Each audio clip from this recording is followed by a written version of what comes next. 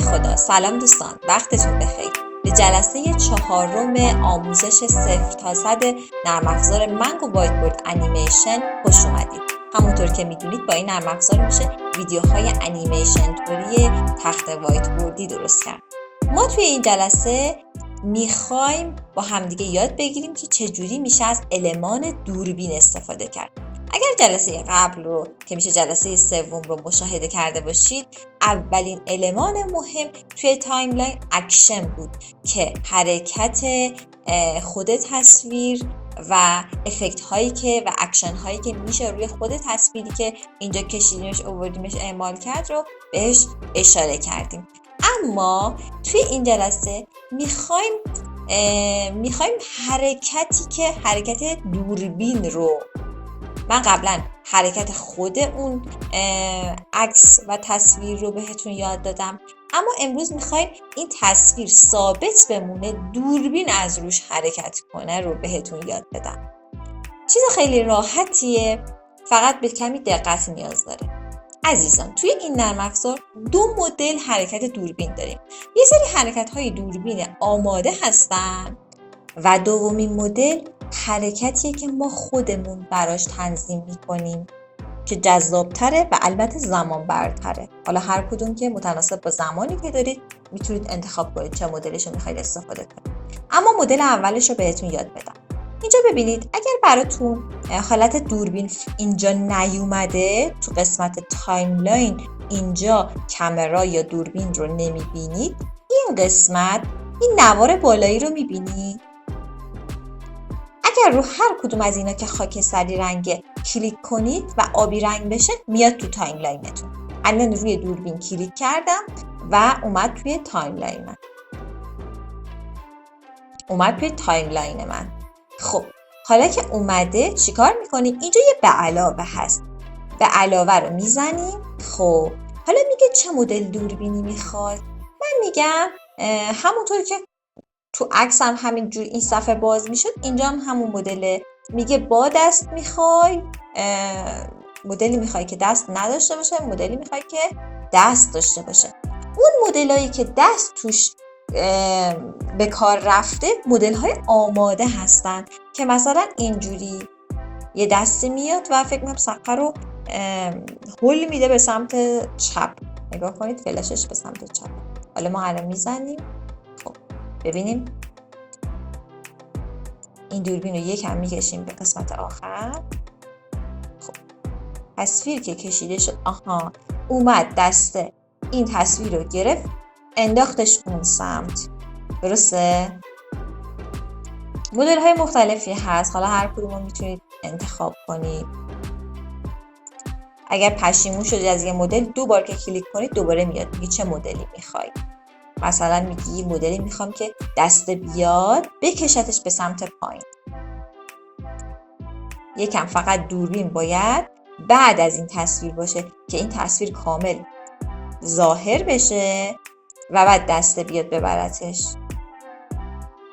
هر زمان که صحبتتون راجع به این تصویر تموم شد، این دسته میاد و میبره. دوربین رو هر زمان که خواستید دسته بیاد، دوربین رو همونجا بذاریدش. به همین آسونی. پس حرکت اول دوربین این بود. اما اینا آمادن، حرکت های آماده این که شما میتونید استفاده کنید. اما حرکتی که آماده نیست چجوریه؟ این مهمه. برای این کار میام این تصویرم رو بزرگش میکنم. حالا میخوایم ما دوربینمون رو فعال کنیم، خودمونم تنظیمش کنیم. مشاهده کنید، فقط یه ذره دقت لازمه. من همه روشاشو میگم، حالا هر کدومی که خودتون راحتید انتخاب کنید. ببینید کامرا قسمت نوارش یه به علاوه داره. این به علاوه رو اگه بزنید، نون رو انتخاب کنید و اوکیش کنید، اینجا یه دوربین ظاهر میشه. دوباره میتونید این به علاوه رو بزنید، یه دوربین دیگه. دوباره به علاوه رو بزنید، یه دوربین دیگه. خب اگر این به علاوه رو بزنید، خب هر چی دوربین اضافه کنید همینجا قسمت اولیه میاد و شما باید تنظیمش کنید که کجا دوربینتون فعال باید بشه.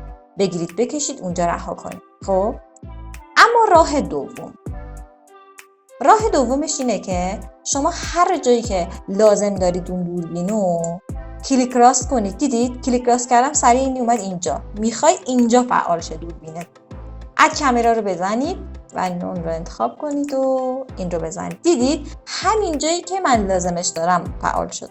این به چه دردی میخوره؟ مثلا ما ویدیومون مثلا آقا 20 دقیقه است، شما خیلی باید برگردید عقب، مثلا از اونجا بگیریدش بکشیدش اونجایی که لازم دارید دوربین. این اونجا به درد میخوره. اما این نکته هم بگم بهتون، اگه میخواید از این روش استفاده کنید و اد کامرا رو بزنید، بیشتر از یکی دو تا دوربین پشت سر هم روی یه دونه عکس نیارید. حالا منظورم رو شاید در آینده متوجه بشید. یه مقدار قاطی میکنه. بیشتر از یکی، مثلا 2 تا دوربین بیشتر روی این عکس به کار نبرید. من 3 تا دوربین که زدم، سومی دوربین رو از دومی رد شد رفت رو سومی. به خاطر این میگم یه سری باگ ها ایجاد میشه. ولی اگه میخواید که همش دوربین روی این عکس مانور بده، از همون به علاوه استفاده کنید بهتره انگار برنامه‌ریزی شده روی این حالت. خب اینم پاک کنم. یه راه دیگه هم که وجود داره برای فعال کردن این دوربین اینه که اینو بزنید. اینو هر جا اوکی کن، اینو بزن، یه دونه دوربین برات فعال میشه. اینو ببر اینجا، یا اصلا نمیخواد ببری، اینجا رو یک کلیک کنی میاد. خب این قسمت بالایی که عدد داره مثل خط کشه، اینجا رو یک کلیک کنی خودش میاد. یه دونه دوربین بذار. خیلی راحته، درسته؟ من زیاد از این روش استفاده نمی کنم. اما بریم سراغ این که چجوری تنظیم کنیم این دوربین. ببینید اینو زدم، اینو زدم. خب دوربین اولی رو میخوام فعال کنم. توی این حالت من باید بکشم.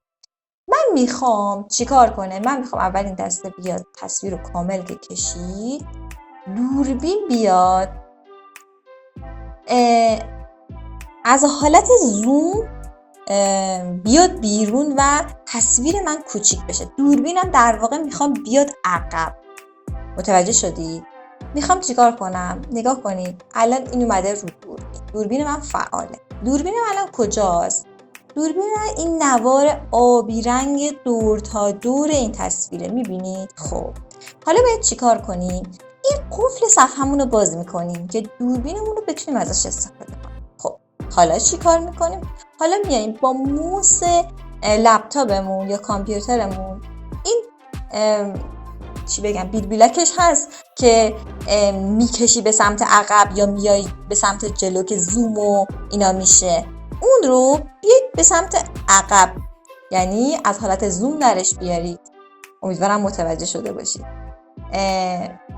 و اینجا این گوشه 2 بار که کلیک کنید دوربین فعال میشه.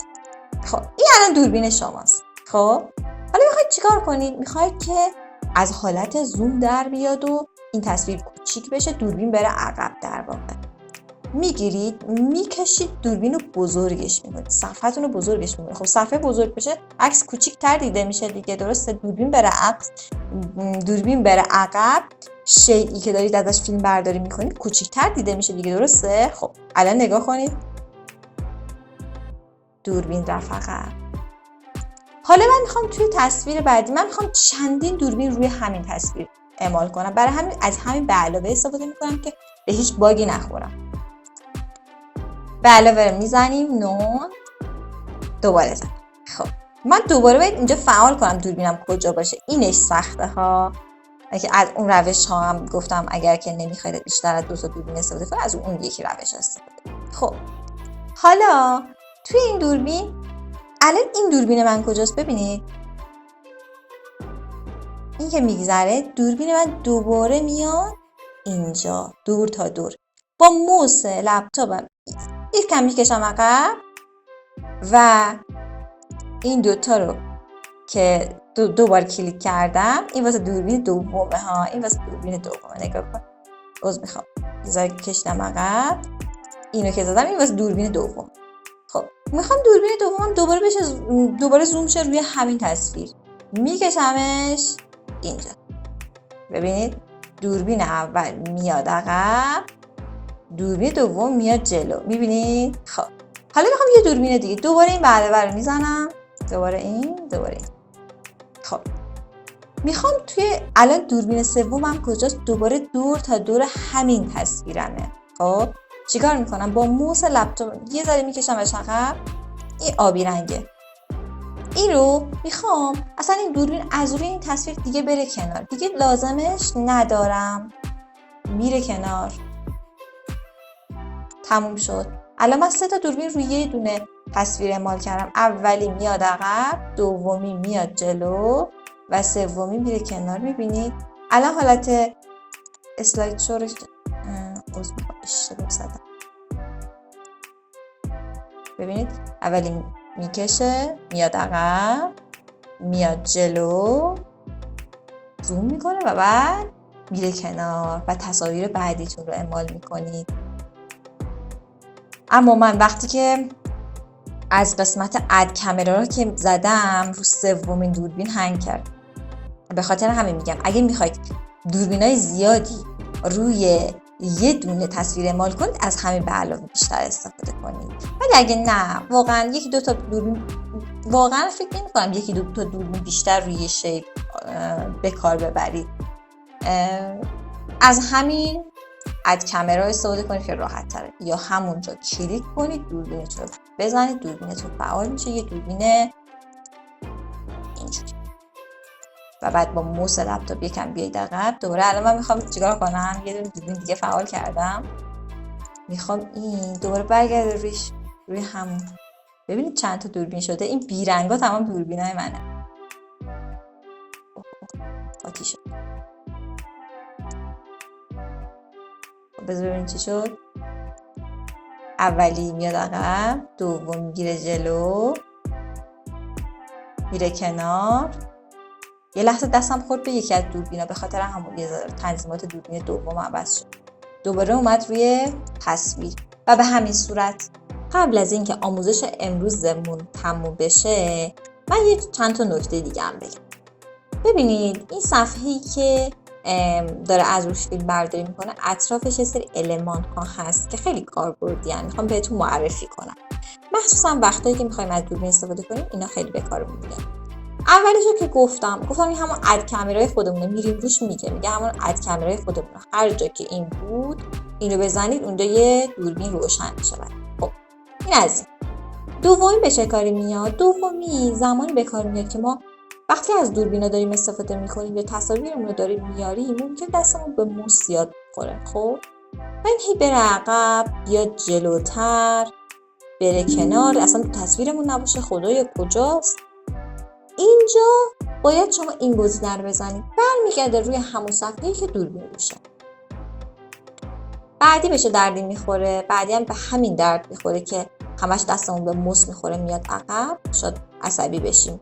اینو قفل میکنیم و دیگه جابجا نمیشه. الان فقط عکس جابجا میشه، صفحه جابجا نمیشه، دیگه دوربین ما جابجا نمیشه. گفتم که اگه میخواید دوربینتون رو فعال کنید و از اون حالت دوم دوربین که خودمون تنظیم میکنه استفاده کنید، قفلش رو باز کنید، چون به این حالت نمیشه کشیدش عقب و صفحه قفل میشه. اینم خیلی کاربردیه.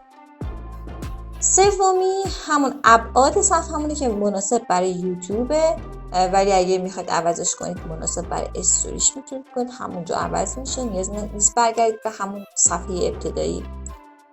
این به چه دردی میخوره؟ این به درد اینه میخوره که کلا رزولوشن میگن، چی میگن، که ویدیو در شهر باشه، که البته در نهایت کیفیتش تأثیری نداره، بخاطر اینکه کیفیت بالایی به ما نمیده، بخاطر اینکه از نسخه رایگانش داریم استفاده میکنیم، به خاطر همینه. اینجا به چه دردی میخوره؟ اینجا به درد این میخوره که مثلا میخوایم تصویرمون دقیقاً بعضیا نیاز دارن به این که بدونن قشنگ این عکسمون در چه ابعادیه، میخواد کجا قرار بگیره. چهارخونه‌اش میکنن و استفاده میکنن. اینا زیاد مهم نیستن برای اینکه صفحه کلا یه ذره خط کشی شده و اینا باشه، به کار نمیاد. من از اینش وقت استفاده نمیکنم، ولی بعضیا دوست دارن و استفاده میکنن. اما این بالایی‌ها چی ان؟ بالایی‌ها میدونید برای چی ان؟ اولیش که برای قفل تصویری که توی بک‌گراند هست. یعنی اینو بزنید میتونید قفلش رو باز کنید.